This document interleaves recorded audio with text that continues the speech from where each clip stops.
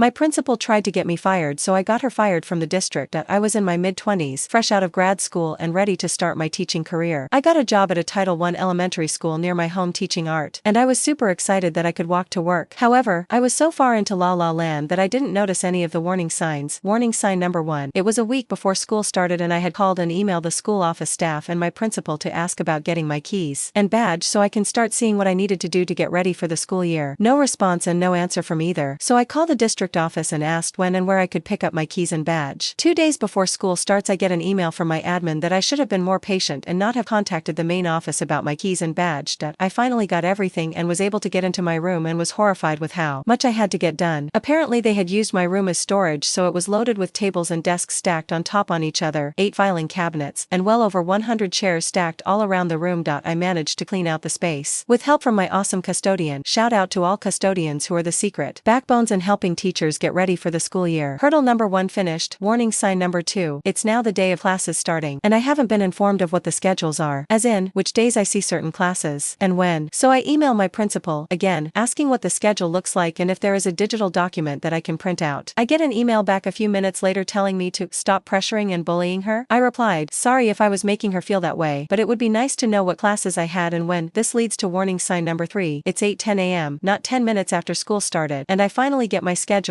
only to find out that I have 2 classes at the same time. Note my school isn't huge, but we still had 14 classes serving kinder 6th grades, so I was having at least 46 kids in one classroom by myself. Moreover, I had 7 45-minute periods a day and saw every class every day of the week with only a 30-minute lunch. My lunch was when I was on lunch duty. I asked my principal if there was any way we could adjust the schedule, so I had time to plan and get the classroom ready for the next class and wouldn't lose instruction time getting things ready as the new class was coming in. I got yelled at by her with a class waiting outside saying it was my first year teaching and I didn't know what I needed and needed to just deal with it. Well, I decided not to just deal with it, and I read the teacher's contract for the district. Come to find out we had a section about classroom size. It stipulated that if you had a class over 30 students you get to have an educational assistant to help you with the class. I brought this up with my principal after a month and a half of struggling and was, you guessed it, denied and told there was no money in the budget and I would have to make do without it or quit. Mind you, I am stubborn and determined to make things work with what little I have. But things were rough. In order to prep and plan everything for the next day, make meaningful grades, keep up with referrals, and keep in contact with families, I was having to be at the school from 6 a.m. when the morning custodian arrived till 9 p.m. when the night janitor was leaving on weekdays, and then also use my weekend time to continue to plan and grade. When I came time for my first teacher evaluation, I was dreading it. However, I got all satisfactory mark from my principal. I was shocked. Little did I know this was a plan she had all along. A few more weeks go past and I've had it. I talk with our union about the double classes and say it's not sustainable and a classroom my size can't safely fit more than 30 students, let alone 46 students. And they said they would handle it, and a other few weeks go by and nothing. It's not the week of Thanksgiving and conferences are over and I get to not worry about anything for 2 days. So I decided to go to a potluck dinner with some old friends of mine. So here is the best part, and maybe the part that saved my career and even maybe my sanity. I was talking with one of an old acquaintance and his new husband about what teaching job I landed and how the school year was going. I let it slip that even though my students were amazing and had such creative minds, it's frustrating to me that I don't have the time to give to them that they deserve, and with 2 classes at once it's hard to get around to everyone in the class in just 45 minutes. I noticed the husband raise his eyebrow and ask me what school I worked at. So I told him, what harm could it do, ladies and gentlemen, and everyone in between. Little did I know I was talking with my principal's supervisor. I found out the next Monday when my admin stormed into my room at 8:05 a.m. to scream and yell at me, threatening to fire me and make sure I never work in education again. I was shocked and confused at the time. However, later that week at our staff meeting we talk about a change in the schedule and how only on class would be in my class at a time for an hour now, and I would only see them twice a week instead of all 5 days. It was magical. The kids were happier, I was calmed, was able to help each individual student if they needed it, and was able to plan enough throughout the day so I could leave at 4 p.m. Sad to say, my happiness didn't last forever. I noticed my principal stalking my room and coming in nonstop to observe me. It was awkward. I also had a few of my very extroverted students come in quiet and unable to focus and work, but when I asked them if everything was okay they would burst into tears and say, I don't want you to go. Being confused, my response was always, oh, student name I Jave, absolutely no intentions of going anywhere. You are all the best students a teacher could ever ask for, which would cheer them up for a while, but then they would come in next week upset again. It all clicked when the day before we left for Christmas break, my principal came into my room with one of her minions, who was out building union representative, to tell me I was being put on a teacher support plan. This plan was to evaluate whether or not my contact with the district would be up for renewal at the end of the school year.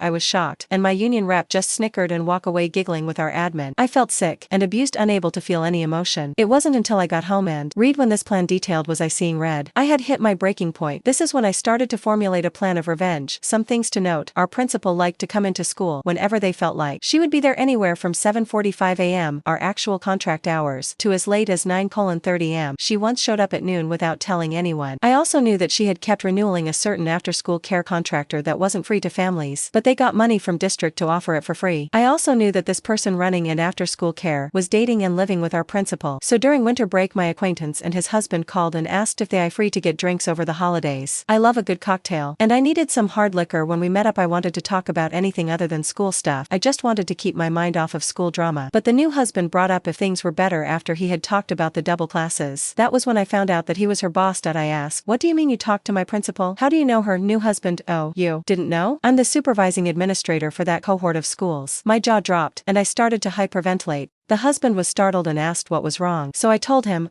everything. How she yelled and threatened to get me fired, how she put me on this support plan, and how she just kept observing my class without notifying me. His face went from a concerned look to surprised Pikachu face to red with anger. He told me, "I really always had a bad vibe from her and always wondered why there were always so many new teachers at that school every year. What else can you tell me about what's going on?" I hesitated. Tell him everything, but my acquaintance told me not to worry. He has seen this look before and that we were on my side. So I told him everything I knew. They both just sat there awestruck, unable to speak about what they were hearing anyway. After break is over, I am dreading coming back into my class, but I don't want to miss seeing my students. So I push on. I am walking in the hall to my mailbox and I see a few of my students that had cried and told me they didn't want me to leave. They ran up and gave me the biggest longest hug ever, saying, "You're here. You're here." Me, of course, I'm here. I wouldn't leave the best students ever. Now would I? Students, but principal said you were going to leave us because you didn't want to be here and we should give you trouble before you left. Me, trying to hold my rage. Oh, maybe she talking about how I was leaving for visit family over the break? No need to worry, I'm still here. Yes y'all, this wretched woman tried to purposely make kids misbehave in my class to write me up for not having good rapport with my students. I was beyond livid, so next time I have class with that student, I asked them if they could make a comic book of the conversation they had with my principal when she told them I was leaving, and make an ending he wanted. Phase 1 started. Phase 2, I contacted my boss's boss and told him per my contract I wanted another admin to accompany my principal's teacher support observations, and I wanted it to be him. He said absolutely, but not to tell my principal just yet. The first day of my observation comes, and she walks in without a notebook or anything to take any sort of notes, looking proud of herself like she is about to get away with firing me. She is shocked and confused when boss walks in with a laptop and sits next to her and starts typing notes about how I'm doing. She stumbles around and comes to ask me for a notepad to take notes, and I tell her I don't have an extra notepad, but I so have some poster paper. We were making movie poster of a movie we would star in to go without comic books, and that I hope you can be better prepared next observation as to not disrupt my class and take time away from their institutional time. Boss just smirked. Phase 3, I was now calling my new best friend, her boss's boss, whenever she was late getting to school, and he would do a random stop by if he was close. So he was able to document that she was not showing up to work on time and not submitted the paperwork to have it be taken out of her leave minutes. Overall we get he at least 2 times a week for a solid month. I think he even asked someone from HR to come to our school to see for herself at 9 a.m. and she still wasn't even there. Now time for phase 4, which was my favorite one, getting the parents on board. I first started talking to parent that seemed to always be late picking up their students. I would chat about it and they said it was hard to get there on time and they often had to leave early. And when I told them about our aftercare they would tell me that it costed too much for them. However, I would inform them that since we are a Title I school, that after-school care was free and paid for by the district, and gave her a nifty flyer I made up with the website to fill out the forms and which ones to fill out. This made word spread around to parents paying the contractors directly that it was supposed to be free, and boy was that a fun PTA meeting to go to. I also made sure the principal knew it was me that informed the parents about that free after-school care program. After this there were countless investigations at our school, with head administration from the central office stopping by our school, auditors, and our union finally got involved and tried to play the heroes/victims of this incident. The outcome, the second half of the year was very chill. My new best friend made sure that my teacher support plan was taken off my teaching record, and my principal was not allowed to do my second term evaluations, nor was she allowed to do any informal observations. The after-school care contractor was fired and taken over by one recommended by the district, and my students were making amazing strides in their posters and comics. At the end of the year when we were getting our assignments, jobs, for next year, my principal made one last attempt to get me to leave and told me our budget doesn't have the funds for an art teacher next year and that I might want to see employment elsewhere. I laughed in her face and said, "Nice try. My position is paid for by a state bond and isn't affected by your budget from the district. If there isn't anything else, I'll be leaving now," and walked out. I could hear her slam her desk and swear up a storm as I closed the door. At the end of the year I had my one student share his comic book about how the principal told him to give me trouble in class, at our school's talent show, leaving the already pissed off parents more pissed that an adult would tell a child to act in such a way. I even think she had a shoe thrown at her when she ran on stage to stop him from finishing his comic. To the surprise of no one, the last day of school she announced on the intercoms after students had left that she would be resigning from our school to move to a different position where she was needed and that she would miss almost all of us. I came to find out after stalking her on LinkedIn 2 years later that she had to get a job out of the district an hour drive away to get another admin job, but only stayed for a year and then had to step down to teaching English at a different school in another district the next year. And for those of you wondering how my student's comic book ended, well, the art hero rallied the students against the anger principal to make her see the errors of her ways, but the angry principal could not become happy, so she left and the power of happiness filled the school once again.